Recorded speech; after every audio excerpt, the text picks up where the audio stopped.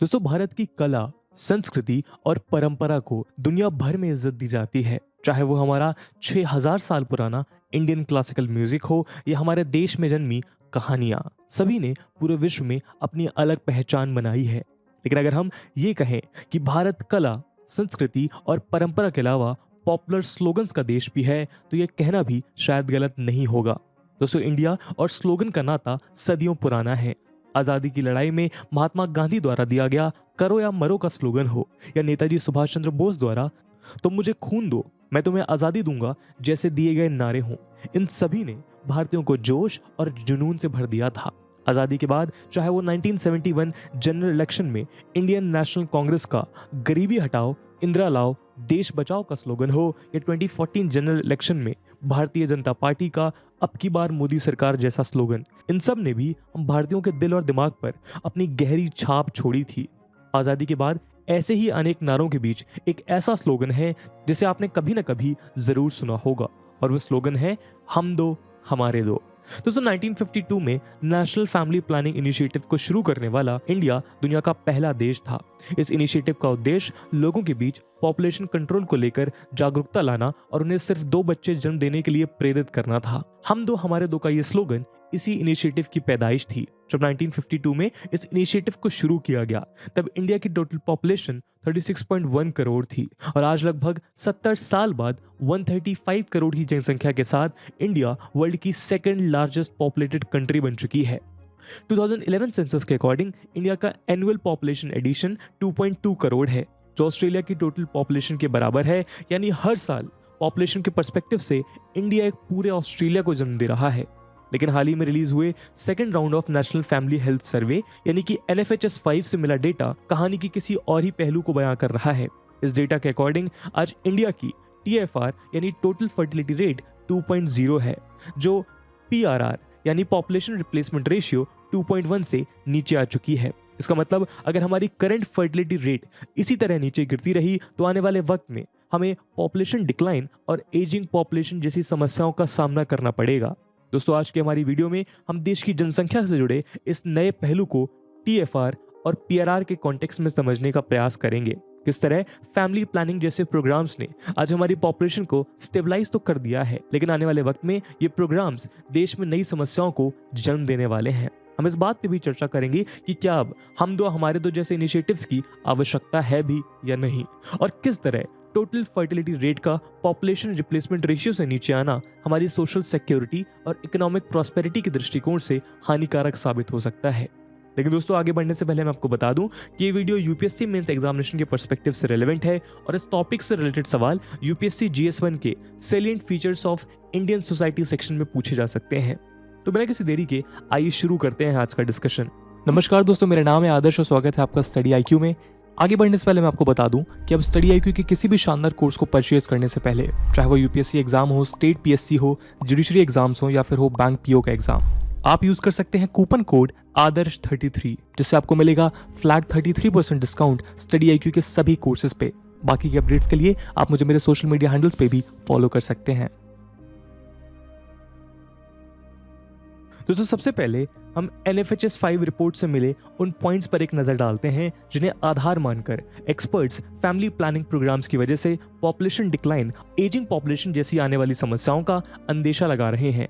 National family health survey यानी NFHS 5 की new report से मिला डेटा के अकॉर्डिंग आज ह्यूमन टोटल फर्टिलिटी रेट यानी TFR 2.0 है, जो पॉपुलेशन रिप्लेसमेंट रेशियो यानी PRR 2.1 के मुकाबले कम हो गई है।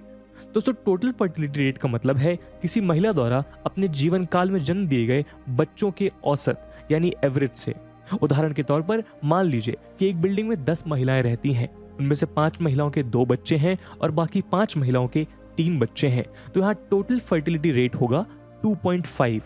वहीं दूसरी तरफ पॉपुलेशन रिप्लेसमेंट रेशियो एक महिला द्वारा जन्म दिए गए बच्चों का वो औसत है जिससे एक आबादी खुद को एक जनरेशन से दूसरी जनरेशन में बदल सके। अगर स्टेट्स की बात करें तो आज सिर्फ बिहार, उत्तर प्रदेश, झारखंड, मेघालय और मणिपुर ही वो 5 स्टेट्स हैं जहां total fertility rate population replacement ratio से ज़्यादा है। और अगर लो टोटल फर्टिलिटी रेट वाले स्टेट्स की बात करें तो 1.1 टीएफआर के साथ सिक्किम देश का लोवेस्ट फर्टिलिटी रेट वाला स्टेट है। सिक्किम के बाद 1.3 टीएफआर के साथ Goa and Andaman and Nicobar list में बॉटम 3 स्टेट्स हैं। अगर रूरल एरियाज की बात करें तो जहां 1992 से 93 में रूरल एरियाज का टीएफआर 3.7 था, वो आज 2.1 तक आ चुका है। वहीं अर्बन एरियाज में 1992-93 में जहां टीआरएफ 2.7 था, वो आज 1.6 पहुंच गया है।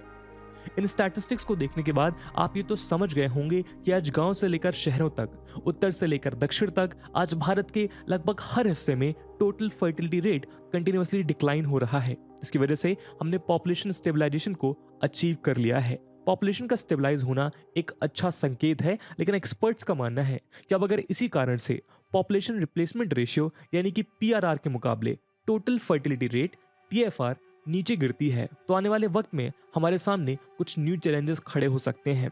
तो आइए एक एक करके इन आने वाले चैलेंजेस को समझने का प्रयास करते हैं। पहला बड़ा चैलेंज नंबर ऑफ वर्कफोर्स से रिलेटेड है। दोस्तों, आज इंडिया वर्ल्ड की यंगेस्ट पॉपुलेशन को होस्ट करने वाली कंट्री है। अगर अप्रैल 2022 में रिलीज गवर्नमेंट डेटा की बात करें तो आज हमारी टोटल वर्कफोर्स 440 मिलियन के अराउंड है। इस वर्कफोर्स में 41% workforce agriculture sector, 32% workforce service sector और 27% वर्कफोर्स इंडस्ट्रियल सेक्टर में एंगेज है। ये वर्कफोर्स देश में होने वाली लगभग हर मेजर इकोनॉमिक एक्टिविटीज में कंट्रीब्यूट करती है। लेकिन अगर टोटल फर्टिलिटी रेट इसी तरह पॉपुलेशन रिप्लेसमेंट रेशियो के मुकाबले डिक्लाइन होती रही तो आने वाले वक्त में हमारे यहाँ यंग पॉपुलेशन में कमी आ जाएगी, जो एग्रीकल्चर, इंडस्ट्रियल और सर्विस सेक्टर में लेबर शॉर्टेजेस जैसी समस्याओं को जन्म देगी। कारण हमारे देश की एग्रीकल्चरल एक्टिविटीज से लेकर इंडस्ट्रियल एक्टिविटीज तक हर एक का हाईली लेबर इंटेंसिव होना है। जैसा कि आप जानते हैं, इंडिया एक डेवलपिंग नेशन है और एक डेवलपिंग नेशन के सपनों की यात्रा बिना वर्कफोर्स के तय नहीं की जा सकती। वर्कफोर्स में आई कमी आने वाले वक्त में देश के इकोनॉमिक एम्बिशंस को पूरा करने के रास्ते में एक मेजर ऑब्स्टिकल की तरह है। दूसरा बड़ा चैलेंज एजिंग पॉपुलेशन से रिलेटेड है। टीएफआर और आरआरआर में वाइड होता गैप न सिर्फ देश की यंग पॉपुलेशन में कमी लाएगा, बल्कि साथ ही साथ देश में ओल्ड एज लोगों की जनसंख्या में भी वृद्धि करेगा। पॉपुलेशन में ओल्ड एज लोगों के बढ़ने से गवर्नमेंट की सोशल स्पेंडिंग सिस्टम पर एक्स्ट्रा बर्डन पड़ेगा। सरकार को ओल्ड एज पेंशन स्कीम्स और old age health care system के लिए और भी ज़्यादा फंड मोबिलाइज करने होंगे। एक एस्टिमेट के अकॉर्डिंग आज इंडिया की ओल्ड एज पॉपुलेशन लगभग 140 मिलियन के अराउंड है। इस टोटल पॉपुलेशन का एक मेजर हिस्सा आज Indira Gandhi old age pension scheme यानी IGO-APS या national programme for health care of elderly people जैसे दूसरी गवर्नमेंट स्कीम्स का लाभ उठा रहे हैं। और अगर वक्त रहते एजिंग पॉपुलेशन जैसी समस्याओं का हल नहीं किया तो आने वाले वक्त में सरकार को इन स्कीम्स के लिए और भी ज़्यादा बजट एलोकेट करना पड़ेगा। अगर सरल भाषा में कहें तो वर्कफोर्स में निरंतर आती कमी और ओल्ड एज लोगों की निरंतर बढ़ती जनसंख्या के कारण ऐसी विशेष साइकिल की शुरुआत होगी जिसकी वजह से कुछ ही समय में देश की पूरी इकोनॉमी कोलैप्स हो जाएगी। दोस्तों, आज दुनिया के बहुत सारे देश डिक्लाइनिंग यूथ पॉपुलेशन या एजिंग पॉपुलेशन जैसी समस्याओं का सामना कर रहे हैं। इन्हीं कंट्रीज की लिस्ट में हमारे पड़ोसी देश चाइना हमारे लिए बेस्ट एग्जाम्पल है। दोस्तों, देश की तेजी से बढ़ती जनसंख्या को रोकने के लिए और देश के रिसोर्सेज पर बढ़ते बर्डन को कम करने के उद्देश्य के साथ 1979 में चाइनीज गवर्नमेंट ने वन चाइल्ड पर फैमिली पॉलिसी को इंप्लीमेंट किया। नतीजा ये हुआ कि अगले कुछ डिकेड्स में चाइनीज गवर्नमेंट द्वारा रैपिडली इंक्रीज होती पॉपुलेशन को तो कंट्रोल कर लिया गया, लेकिन टोटल फर्टिलिटी रेट और पॉपुलेशन रिप्लेसमेंट रेशियो के स्टेबलाइज हो जाने के बाद भी इस पॉलिसी में कोई मेजर चेंजेस नहीं किए गए। फलस्वरूप 2015 आते आते चाइना पूरी तरह से एजिंग पॉपुलेशन और डिक्लाइनिंग वर्कफोर्स की विशियस साइकिल में फंस गया। आलम यह है कि चाइना की गलियों में आपको या तो 60 साल के बूढ़े लोग दिखेंगे या फिर 15 साल के छोटे बच्चे देखने को मिलते हैं। दोस्तों, इंडिया की ही तरह चाइना भी एक लेबर इंटेंसिव कंट्री है। फिर चाहे वो चाइना की कोई multi billion dollar manufacturing industry हो या फिर छोटे पैमाने पर घर से रन होने वाले चाइनीज टॉय बिजनेसेस, सभी में हाई वर्कफोर्स रिक्वायर होता है। वर्कफोर्स में आई कमी का असर ये हुआ कि तेजी से ऊपर जाती चाइनीज इकोनॉमी कई पैरामीटर्स पर स्लो डाउन हो गई। एजिंग पॉपुलेशन और डिक्लाइनिंग वर्कफोर्स के अलावा इन पॉलिसी की वजह से चाइना का सेक्स रेशियो भी बहुत बुरी तरह से प्रभावित हुआ। क्योंकि अब चाइनीज कपल्स एक बच्चे के रूप में सिर्फ लड़के ही चाहते थे। साल 2015 आते आते चाइना के अंदर मेल और फीमेल पॉपुलेशन में 34 मिलियन का डिफरेंस आ गया। श्रिंक होती वर्किंग एज पॉपुलेशन और एक्सपैंड होती रिटायर्ड एज पॉपुलेशन ने चाइना की इकोनॉमिक ग्रोथ को हैम्पर कर दिया। और इन सभी प्रॉब्लम्स को देखते हुए चाइनीज गवर्नमेंट को साल 2016 में 2 चाइल्ड पॉलिसी और साल 2021 में 3 चाइल्ड पॉलिसी को इम्प्लीमेंट करना पड़ा।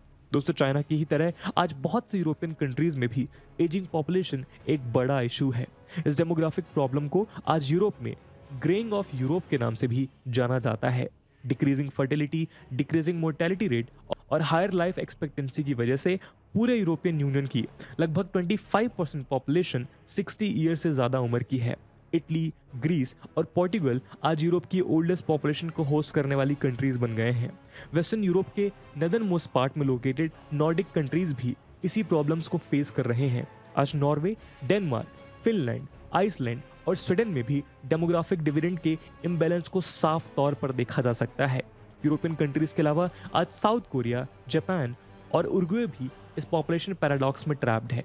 इन सभी एग्जाम्पल्स को देखकर एक बात तो साफ है कि पॉपुलेशन कंट्रोल के शॉर्ट टर्म बेनिफिट्स हैं, लेकिन इन मेथड से होने वाले लॉन्ग टर्म रिपल्सिव इफेक्ट्स को भी नज़रअंदाज नहीं किया जा सकता, और खास तौर पर तब जब बात इंडिया या चाइना जैसी डेवलपिंग कंट्रीज की हो। दोस्तों, आज हमारा देश अपने सफ़र के उस मुकाम पर है जहां हमारे बाजुओं की ताकत ही अर्थव्यवस्था की गाड़ी को आगे ढकेल रही है। ना हम पूरी तरह से मशीनाइज्ड हुए हैं और ना ही पूरी तरह से मॉडर्नाइज्ड। ऐसी स्थिति में देश को अपने युवाओं के बल और बुद्धि दोनों की आवश्यकता है। आज हमारा देश डेमोग्राफिक ट्रांजिशन के उस स्टेज पर खड़ा है जहां better health services, better hygiene और इंप्रूव्ड स्टैंडर्ड ऑफ लिविंग की वजह से हमारी मोर्टेलिटी रेट में तो कमी आई है, लेकिन साथ ही बेटर एजुकेशन, मॉडर्नाइजेशन और सोशल माइंडसेट में आए चेंजेस की वजह से फर्टिलिटी रेट में भी कमी आई है। आज एक बड़े मेट्रोपॉलिटन सिटी से लेकर किसी छोटे टाउन में रहने वाले वेल एजुकेटेड कपल्स के लिए हमारे दो जैसे इनिशिएटिव्स आज पुरानी बात हो चुके हैं। आज इंडियन कपल्स भी 2 नहीं, सिर्फ एक ही बच्चा प्रेफर कर रहा है ताकि उस एक बच्चे का पालन पोषण ठीक से किया जा सके। इन सभी रीजंस के कारण कई एक्सपर्ट्स का कहना है कि आने वाले समय में हमारी पॉपुलेशन ऑटोमेटिकली स्टेबलाइज हो जाएगी। इसलिए पॉपुलेशन कंट्रोल या फैमिली प्लानिंग जैसे प्रोग्राम्स की अब जरूरत नहीं है, लेकिन सरकार को पॉपुलेशन रिप्लेसमेंट रेशियो और टोटल फर्टिलिटी रेट के बीच के गैप को समय समय पर मॉनिटर करना होगा ताकि आने वाले समय में हम चाइना जैसी स्थिति में ना फंस जाएं। दोस्तों, पॉपुलेशन कंट्रोल एक 2-धारी तलवार की तरह है। इसका एक सिरा देश की बढ़ती जनसंख्या और देश के संसाधनों पर बढ़ते दबाव को कम करेगा, लेकिन तलवार का दूसरा सिरा आने वाले वक्त में देश में युवाओं की कमी और देश की आर्थिक संपन्नता पर खतरा पैदा कर देगा। दोस्तों, आपका इस मुद्दे को लेकर क्या सोचना है, कमेंट सेक्शन में जरूर बताइएगा। आज की वीडियो के लिए इतना ही, लेकिन जाते जाते यूपीएससी मेंस एग्जामिनेशन से इस टॉपिक के रिलेवेंस को देखते हुए एक सवाल हम आपके लिए छोड़कर जाएंगे, जिसे आप कमेंट सेक्शन में जरूर आंसर करिएगा। And the question is, critically examine the need of population control bill in the Indian context. And with this question my friends, that's it for the video. I hope आपको video पसंद आया होगा, और अगर पसंद आया है तो अपने दोस्तों के साथ शेयर करना बिल्कुल मत भूलिएगा। हम मिलते हैं अगले वीडियो में, तब तक के लिए जय हिंद, जय भारत।